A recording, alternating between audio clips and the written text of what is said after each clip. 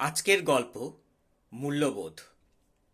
শ্রীনিকা তার বাড়ি থেকে বেরিয়ে রাস্তা পার হয়ে বটগাছতলা এসে দাঁড়ালো। সেখানে একটি বয়স্ক মুচি বসে সেলাই করছিল। শ্রীনিকা তাকে ছোটবেলা থেকেই চেনে। বয়সে তার বাবা কাকার বয়সী হবে। সেই জন্য শ্রীনিকা তাকে রামু কাকা বলে ডাকে। লোকটির নাম ছিল রামু। শ্রীনিকাকে দেখে রামু বলল, দিদিমণি, কি চাই? শ্রীনিকা বলল, দেখো না কাকা, আমার জুতোটা ছিঁড়ে গেছে, একটু সেলাই করে দাও। রামু বলল, দাঁড়াও, আগে এই দিদিমণির জুতোটা সেলাই করে দিই, তারপর তোমারটা করছি। শ্রীনিকা দেখল পাশে দাঁড়িয়ে তারই মতো বয়সী একটি মেয়ে। মেয়েটি উগ্র আধুনিকা। পরনে ছোট্ট একটি স্কার্ট আর একটি ছোট্ট টপ। শরীরের বেশিরভাগ অংশই বেরিয়ে আছে। তার হাতে একটি জ্বলন্ত সিগারেট।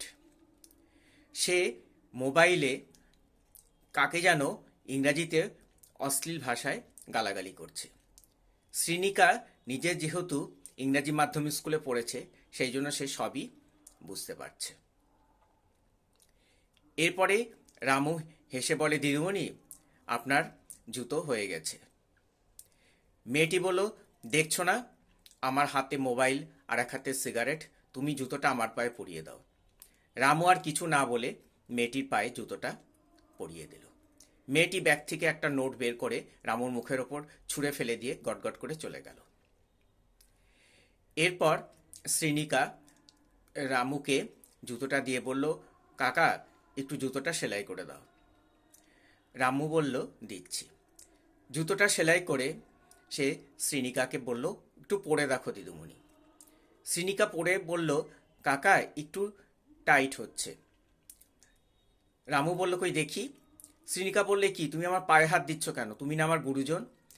রামু বলল, আমরা মুচি, আমাদের সবার পায়ে হাত দিতে হয়। সে দেখে বলল, দিদিমণি, এখন সবে তো সেলাই করলাম, একদিন পরও দেখবে ওটা আপনিই ঢিলা হয়ে যাবে। বলল, আচ্ছা।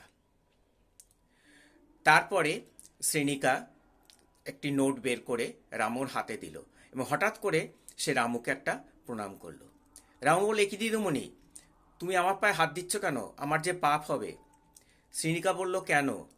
তুমি না আমার গুরুজন, বয়সও তো আমার বাবার বয়সী, তুমি আমার পায়ে হাত দিলে, এতে তো আমারই পাপ হবে, তাই জন্যই তোমাকে প্রণাম করলাম।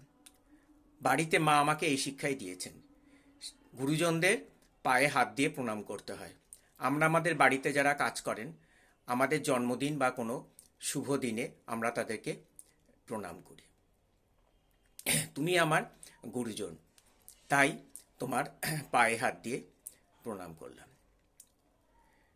রামু বলল, দিদিমণি, দেখলে তো পাশের মেয়েটিকে, আর তোমার কেউ ছোটবেলা থেকে দেখছি, সত্যি তোমার মা এত ভালো শিক্ষা দিয়ে তোমাকে বড় করে তুলছেন। তোমার ভালো হোক মা।